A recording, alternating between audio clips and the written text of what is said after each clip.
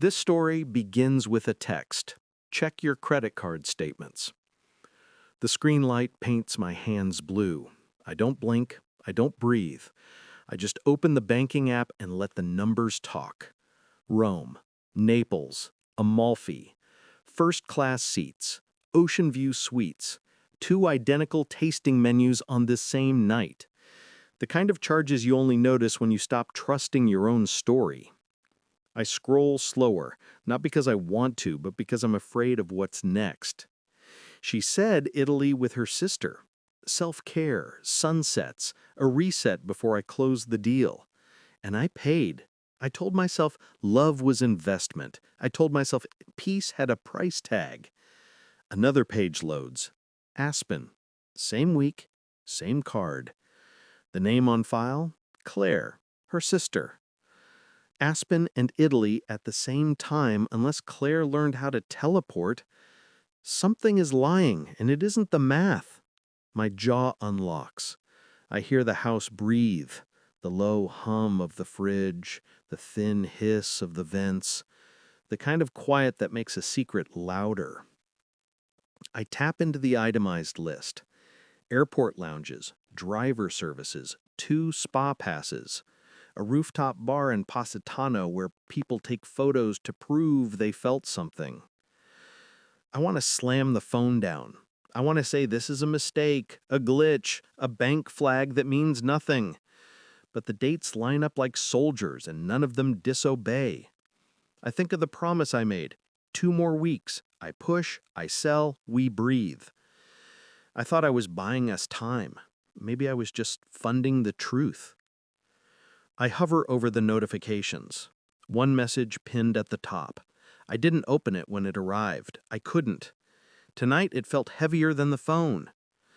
Bro, I know you're busy, but you don't deserve this. After all you've done for our family.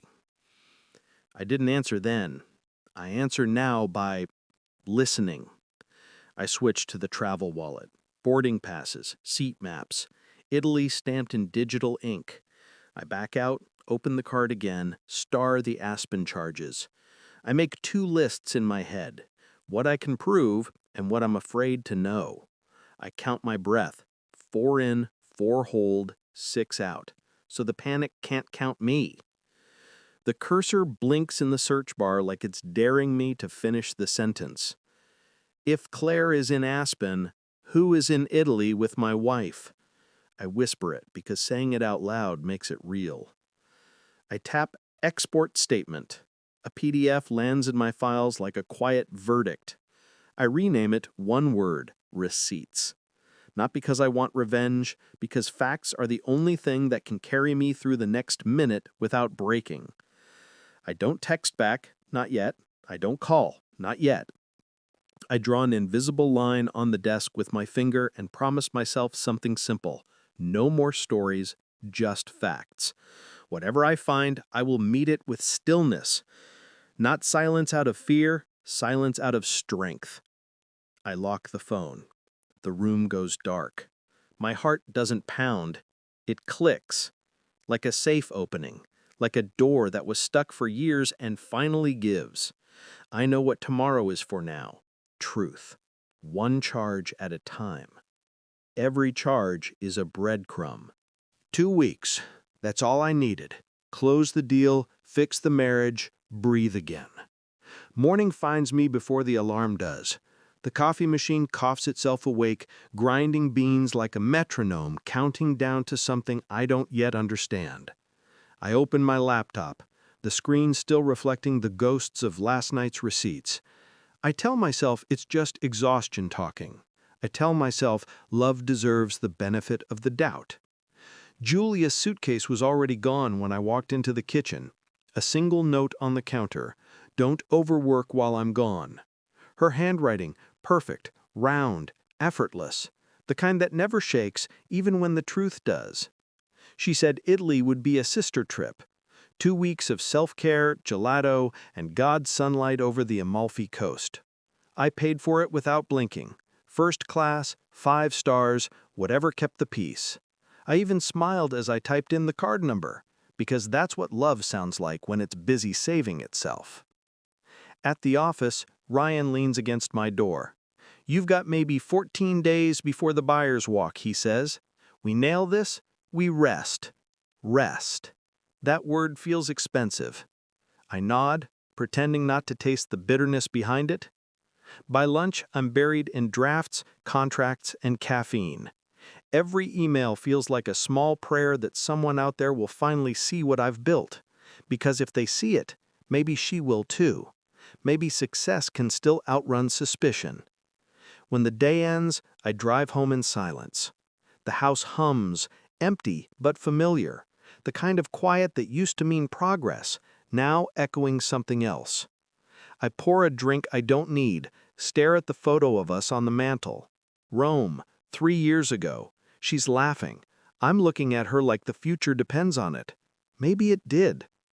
I whisper a promise to that version of me.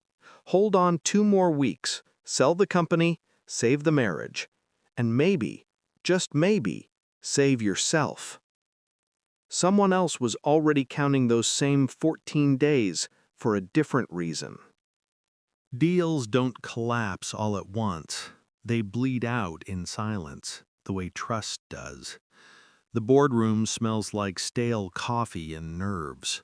The projector hums, throwing numbers on the wall like accusations. I've rehearsed this pitch for months, but today every slide feels heavier, every silence longer. The buyers glance at their phones more than at me. One of them, gray suit, polite smile, clears his throat. "We'll need to adjust the valuation. Market headwinds." That's corporate code for "we smell weakness." I straighten the papers anyway. "The valuation stands," I say. Calm, even. My father's watch ticks once, twice, counting how many seconds I can keep pretending I'm fine. Outside, Ryan catches me before the elevator closes. "You're grinding yourself into dust," he says. "A sale isn't salvation, it's just a transaction." I laugh it off, but his words stick. I've been building peace like a product, polished, branded, ready to sell. Except peace doesn't sign contracts. Back at my desk, the phone lights up again. Same pinned message, still unread. I stare at it until the text preview fades away. My thumb almost opens it, then doesn't. Because once I do, the shape of my world might change forever. I lean back, eyes on the ceiling tiles. 2 weeks. The company, the marriage, both held together by spreadsheets and wishful thinking. I whisper, "Just let me finish this one thing." And even I don't know whether I mean the deal or the denial. At 1:07 a.m., the message finally opened itself. It wasn't the words that hurt. It was how calmly they confirmed everything I refused to see. 1:07 a.m. The room glows faint blue from the monitor, still asleep. I wake to the sound of my phone vibrating against the desk. Once, twice, a pulse that feels almost human. The message has been waiting for hours, maybe days, maybe my whole life. "Bro, you don't deserve this. After all you've done for our family." I stare at the text until the letters blur. Liam, my brother-in-law, the only one in that family who's ever looked me in the eye without calculating what it was worth. My fingers hover above the keyboard. "What do you mean?" I type. 3 dots appear, vanish, then return. "Check your credit card statements." My chest tightens, not from surprise, but recognition. The kind of knowing that arrives too late to change the plot. I scroll back to the transactions.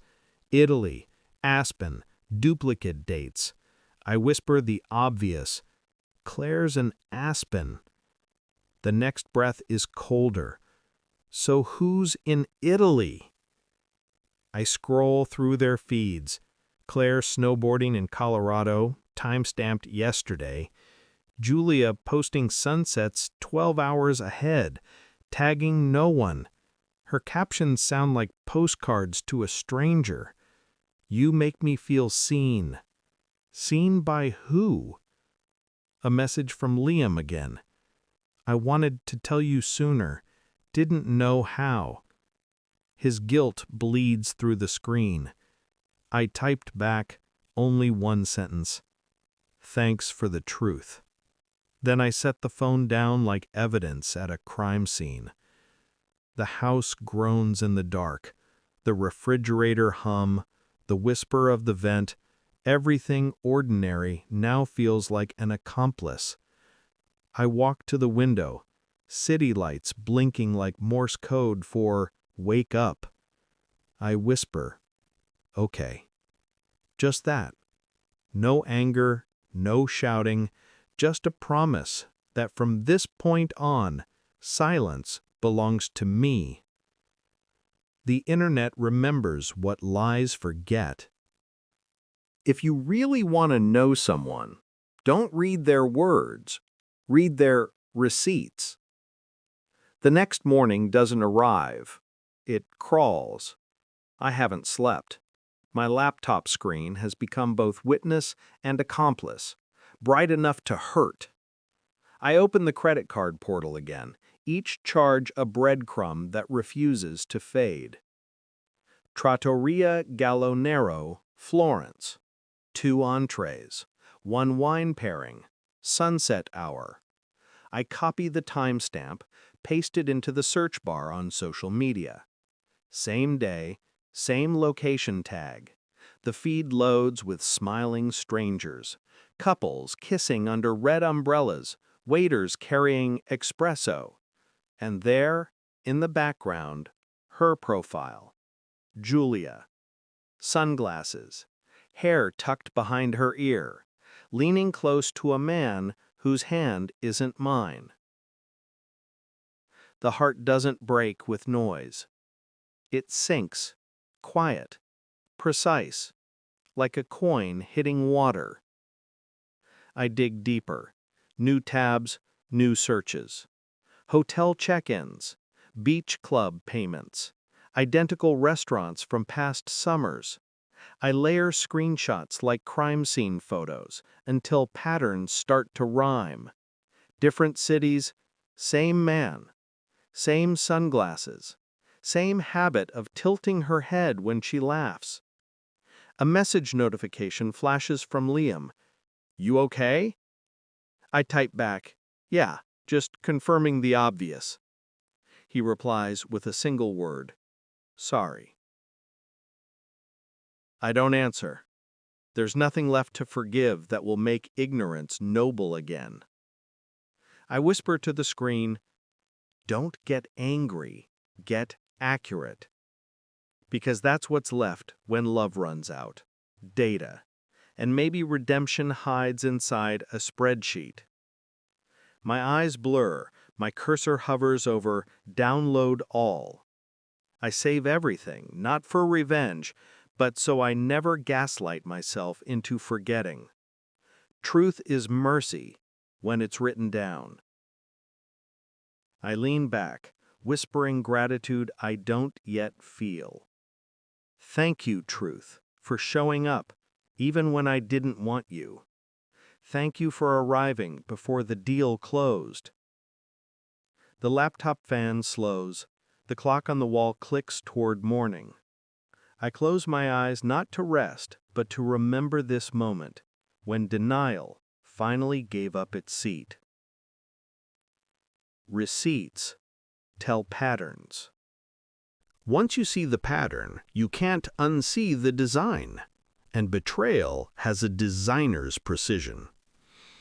The dining table becomes a war room, paper everywhere, statements, screenshots, timelines drawn in pencil like fault lines on a map.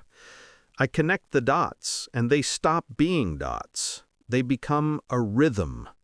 Rome, Tulum, Miami. Every year, same week, different lie, Same man. It's not random. It's choreography. The same beach clubs, the same bills disguised as girls' trips, and always on my card. I trace the pen along the dates. 3 years of repetition wearing the mask of coincidence.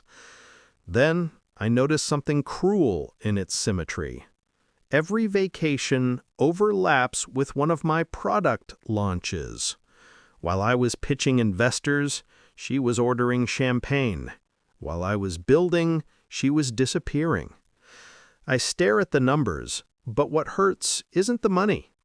It's the faith I kept refunding without receipt. I think of the mortgage I paid for her parents, the college I funded for her sister, the job I created for her. It wasn't generosity. It was proof that I was worth keeping. I engineered their comfort, I whisper, and my own blindness. The room doesn't disagree. I grab my father's old watch from the counter and turn it over. The back plate is scratched, the way time should look. The second hand keeps moving, like it doesn't care who wasted it. I press the crown once, stopping the tick, as if freezing the lie where it stands. For a moment, I think of calling her, just to ask why. But truth doesn't need conversation, it needs boundaries. I open a fresh page in my journal.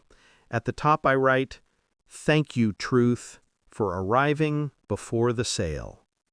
And then beneath it, one more promise. No revenge, just release. The first line of peace always looks like surrender. But maybe that's how healing disguises itself before it wins. I chose silence. Not every ending screams. Some just exhale and walk out the door. Dawn presses through the blinds, a thin stripe of gold crawling across the floor. The house smells like sleep and old perfume. I stand in the doorway of our bedroom, suitcase open, the zipper teeth glinting like a quiet verdict. There's no rage left, just precision. Shirt, laptop, watch, charger. Each item goes in like evidence, not memory. On the nightstand, her photo faces down. I leave it that way. I print the documents, the receipts, the timelines, the screenshots, and slide them into a single envelope. On top of it, my letter. It isn't a manifesto, just truth written plain. You don't owe me sorry, and I don't owe you rescue. Keep the house, keep the things. I'm keeping my peace. I walk the hallway once more. Every step sounds like subtraction. Sofa, gone. Framed smiles, gone. Illusion, gone. I leave the watch beside the envelope. Time can stay here. I don't need it to start over. Before I close the door, I whisper to the silence, no scenes, no stories, just stillness. Then I lock it, once. Not to keep her out, to keep myself in one piece. Outside, the air smells like metal and rain. My chest feels weightless and strange, as if grief has calories and I've finally stopped feeding it. I slide the key under the mat and walk to the car without looking back. Love ended somewhere between line items and lies, and the only sound left to make was leaving. Karma prefers quiet rooms. Some houses echo louder when no one's left to hear the truth. The front door opens to the sound of her own heels. Julia steps inside expecting routine, candlelight, the hum of music, my voice somewhere between apology and reassurance. But the house answers her with silence. She drops her keys on the counter. They clatter against an envelope, my handwriting. She doesn't open it. Not yet. Her phone buzzes first. Her sister's voice panicked on the other end. My access card doesn't work. Security says my clearance was revoked. Julia's hand trembles. What? She rushes to our laptop, tries to log into her shared accounts. Every password fails. Mortgage autopay? Canceled. Utilities? Declined. It takes seconds for comfort to remember who paid for it. Then she notices the walls. Printed photos in full color, taped with deliberate care. Her laughing face, reflections of the same man in mirrored sunglasses beside her. Beaches, rooftops, hotel lobbies. Truth curated like art. In the center, the letter resting beneath my father's watch. Her voice breaks the silence. "Ethan?" The name collapses into the air, unanswered. She calls her mother. Busy signal. Calls Liam. Straight to voicemail. The world that ran on my invisible effort has stopped running. Outside, thunder groans low in the distance. The kind that doesn't strike, it waits. She sits on the couch surrounded by images she can't unsee, realizing that betrayal, when reflected, always looks like a portrait. I'm miles away by then. The phone vibrates with a stream of missed calls, each one smaller than the last. I don't answer, not out of cruelty, but clarity. Silence isn't revenge. It's closure measured in decibels. Silence was louder than any accusation. When the truth stops answering the phone, lies start posting online. By the weekend, my name is trending in small, petty circles. People who never met me suddenly experts on heartbreak. Julia's posts multiply. Black and white selfies, captions written like confessions, but pointed like knives. He abandoned us. Money changes people. Her friends flood the comments with sympathy emojis, a digital choir rehearsing denial. I scroll once, then close the app. The noise doesn't sting. It just reminds me how loud guilt can get when it's cornered. A message from Ryan pops up. "You okay?" I write back, "Better than I should be." It's true. Peace feels strange at first, like a room with new furniture. You keep bumping into the quiet until it fits. I save every screenshot, not to fight, just to file. Evidence isn't anger, it's armor. I don't clap back, I don't correct the record. Let the algorithm chew on fiction. The truth already has my forwarding address.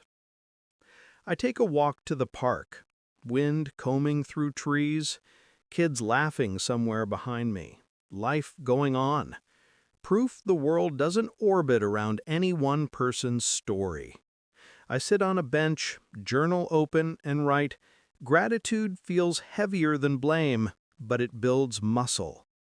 Because peace isn't passive, it's practiced. By sundown, the phone buzzes again, another headline, another accusation. I let it ring out. Some debts collect themselves.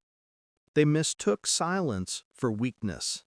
Sometimes walking away looks like leverage to the ones still trying to buy you. Monday morning again. Same office, same skyline, but I'm not the same man. The air feels different, thinner, like it's finally mine to breathe. Ryan greets me with his usual half grin. "Buyers called," he says. "They want to reopen negotiations." My stomach tightens. I expect bad news. But his next words land soft, almost disbelieving. "They're increasing their offer. Said your silence made them think you had other bidders." I laugh. Not because it's funny, but because karma apparently speaks fluent business. While I was untangling heartbreak, the universe was quietly adjusting numbers in my favor. The conference call starts. Formal voices. Clauses read aloud. They concede every term I once had to fight for. All I say is, agreed. Calm, even. The same voice that used to beg for peace now commands it without trying. When the meeting ends, Ryan leans back. "I don't know what you did, man, but that was legendary." I smile. "I did nothing," I tell him. "For once, nothing was exactly what was needed." I step outside, sunlight cutting across the glass towers. My reflection looks lighter, almost foreign. There's irony in it. Losing everything that wasn't real gave me the one thing that is: alignment. I check my watch, still stopped at the minute I left home. I don't wind it again. Some moments are meant to stay frozen, reminders that peace doesn't require movement, it requires meaning. The pen I used to sign the final contract weighs nothing, but the choice does. Some truths don't explode. They unfold quietly, line by line, in ink that doesn't forgive. Julia finally opens the letter 3 days after I've gone. She waits until the house is too silent to lie to her. Her fingers shake as she slides the page free, as if the paper itself might accuse her. The first line reads, "You don't owe me an apology, and I don't owe you rescue." The next, "You can keep everything you used to measure love. I'm keeping what can't be bought." My voice carries over the memory, not as anger, but as closure. I gave so you could grow, but you fed the parts that stayed hungry. So I'm setting you and myself free. She reads each sentence twice, the first time for meaning, the second for consequence. Around her, the walls look different, furnished by absence. She reaches for her phone to call Marcus, but the number no longer connects. The man who once promised forever has changed his profile picture and deleted the past. I imagine her folding the letter back along its crease, not crumpling it, not crying over it, just realizing that this, silence, consequence, the weight of stillness, is what accountability feels like. Meanwhile, I'm in a quiet office, signing the final sale documents. My pen glides across the paper with ease. I don't celebrate, I breathe. Gratitude, clean and precise. Because the same stillness that ended my marriage just became the calm that closed my deal. The universe didn't need to punish anyone. It just needed alignment. Julia loses what she mistook for love. I gain what I nearly traded away: peace with myself. Thank you for every lesson that cost me. Sometimes love leaves so blessings can enter. Peace doesn't announce itself, it just stops asking for proof. Weeks pass, the noise fades, the posts disappear, and the world remembers something simple. It keeps turning without anyone's permission. I drive west until the city becomes coastline. The sun lowers itself into the water, like it's forgiving the horizon for yesterday. Salt in the air, wind on my hands, nothing left to measure or manage. I park, step out, and let the ocean speak first. People think healing is a miracle. It's not. It's maintenance. It's waking up, counting the quiet things still working, lungs, legs, courage, and saying, thank you. I sit on a rock with my journal open. 3 lines every morning. First, what I released. Second, what stayed. Third, what I'm grateful for. Today's list is short: clarity, distance, and the fact that love, even when it fails, teaches precision. I think of Liam, the only one who tried to warn me. I wired him a small investment to start over somewhere honest. No note, no signature, just balance restored. The deal money sits untouched in my account. It doesn't feel like victory. It feels like confirmation that when you stop forcing what's broken, space opens for what's true. I watched the tide erase footprints that weren't mine. Maybe that's all karma ever wanted, not revenge, but rhythm. Take, return, repeat. I close the journal. Whisper one final truth to the wind. I stopped paying for illusions, and life paid me back with peace. The waves answer softly, folding every noise into calm. What would you release today?